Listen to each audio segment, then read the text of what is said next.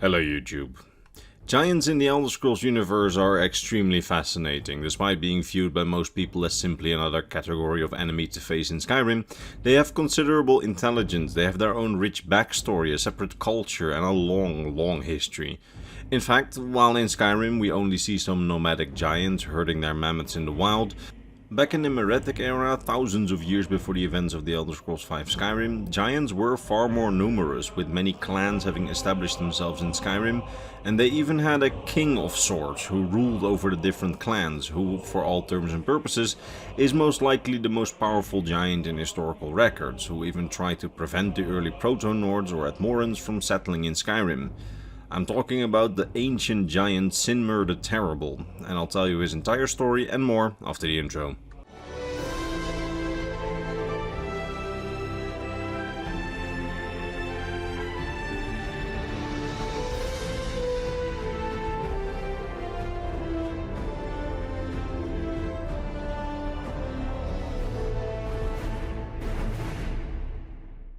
So, Sinmer the Terrible, one of the most powerful giants to have ever lived and perhaps even the most powerful to have ever lived on Tamriel, at least in our current historical records.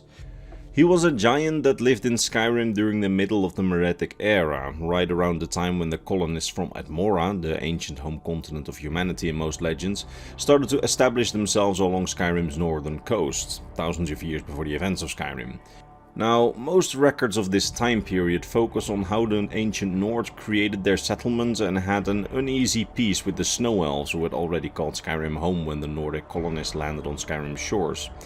This uneasy peace ended when the Snow Elves attacked and destroyed the first and biggest Atmoran colony of Sarthal, massacring most Atmorans or ancient Nords living there.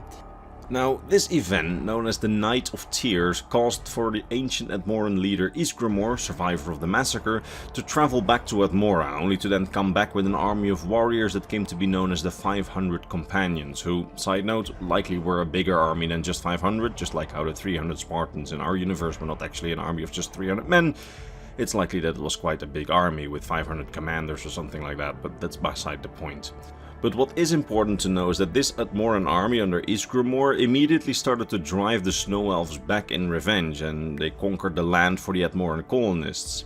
However, according to the Songs of the Return, the written legends of Ysgramor's return to Skyrim, and his companions' conquest, it was not just the Snow Elves that they had to face when expanding their territory into Skyrim, because, as I said earlier in the video, the giants at this time were far more numerous and there were many clans of giants living across the land, who were not particularly ready to just give up their land to the ancient Nordic colonists from Atmora.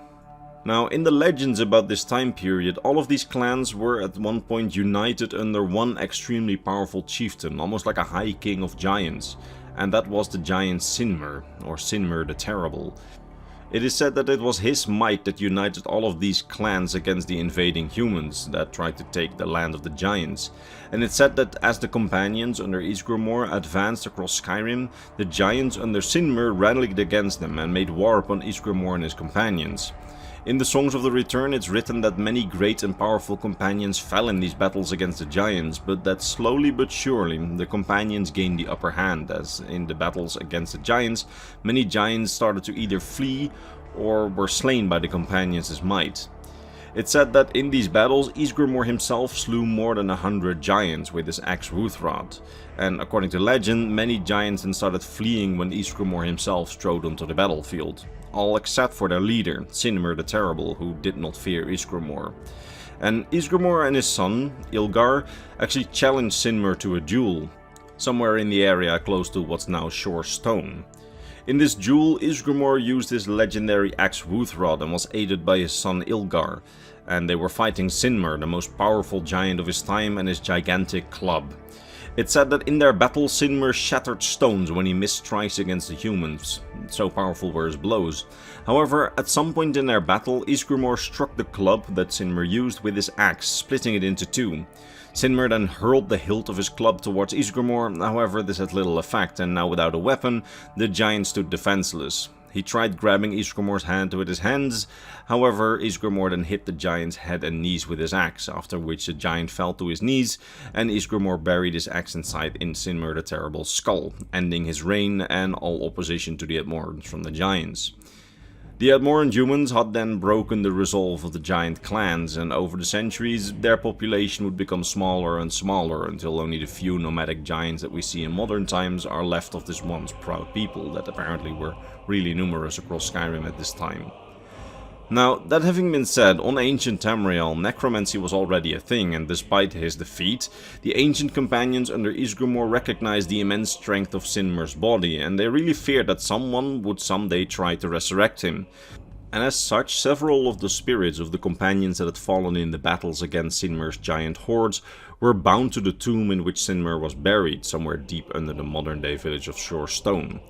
These bound spirits would not pass to Sovngarde, but instead guard his body eternally to make sure that no one would ever try to resurrect this ancient threat against humanity. But you can probably see where I'm going with this, because Mannimarco's worm cult of the Second Era tried to resurrect Sinmer together with an army of giants, and for a time they seemed to succeed, trying to use the energy of the bound companion spirits to actually fuel the resurrection of Sinmer, and they even almost destroyed Riften using Sinmer's immense power.